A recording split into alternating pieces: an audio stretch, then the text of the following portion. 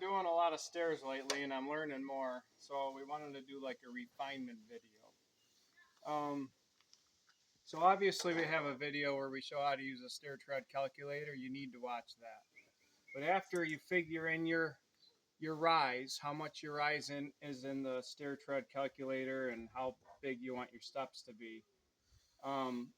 We had to do 10 and a quarter for our step and 7.5 or 7 3/4 for a riser, just to make sure that we had the clearance from the ground and the I guess the header board, so you clear your head on the header board. So with that in mind, this board that I started with didn't have a crown in it, so this is a nice board for a template. So this is the one we're using. These ones have pretty big crowns, which we're going to take out. Usually I just crown these. You take these boards and you get your crown right, and it's got a big crown in it this way, and that's going to be your top. Well, it's still going to be my top, but I'm going to pull a string from here to there, and I'm going to take that crown out, because if you don't do that and you have a good straight stringer and then you got two stringers with crowns, your steps are going to do that. So that's one thing that I'm doing different than before. So I'm taking the extra time to cut that crown out, because it ain't worth having it in there. It just makes a mess of things. So cut the crown out of the top of your stringer, where it's cut the crown out, okay? And then basically, after I put my measurements in the stair tread calculator, it said my first step was going to be 6 1/8, and the rest of them thereafter was going to be 7 5/8, and I was going to have 15 steps on my stringer. And furthermore, it said that the stringer needed to be at least 190 3/4 inches. So that's how I determined that 16-foot 2x12s were going to be good enough, because I'm like two inches shy of 190. So when I tried putting a little bit wider of a step in there, I needed an 18-foot 2x12, so we kind of jimmied everything and it worked out nice. I just have enough here. So starting out, you take your framing square, and see this thick part? This is going to be the stair tread, and the thin part's going to be the riser. And I need a new square, I know. But what I did was I found 10 1/4 here, and I marked it with my marker. I found 7 5/8 here, and I marked it. And you're going to put it on just like so.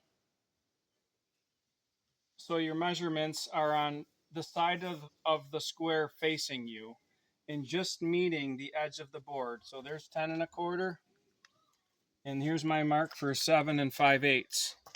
And what I did was, my first step was going to be 6 1/8.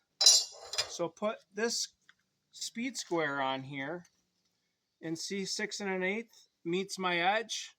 I just moved this step down on the board till 6 1/8 met the edge of this board here, because that's my first step. So then you can mark this like so. And then what I did was I took this and I marked my 6 1/8 where my step was down. And now all I'm going to do is, to finish this step off, I'm going to get the square like so, right there. And there it is. That's your first step. This is going to sit on the ground.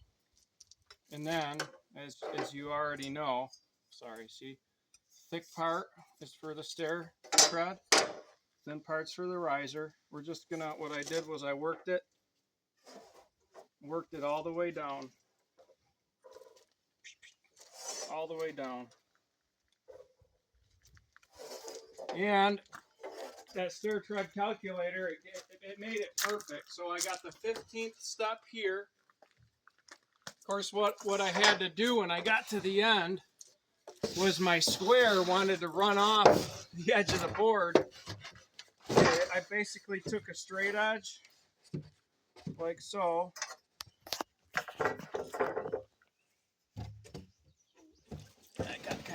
mess here. Straight edge like so. Oops, see, I'm doing it wrong already.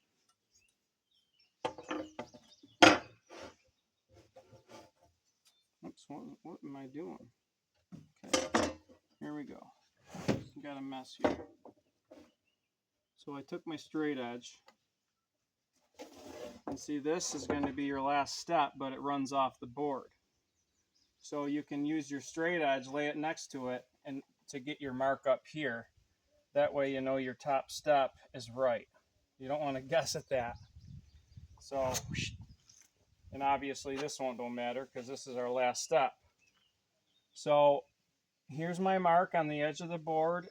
This is the end of my 10 1/4. Mark that, and then simply put your square on there and bring it down. And this is the top. This is going to be sitting against the header. And that's that. And then all I got to do is cut this out, use it as a template, and make sure I take the crown with a chalk line out of the next stringer, and then do the same for the other stringer.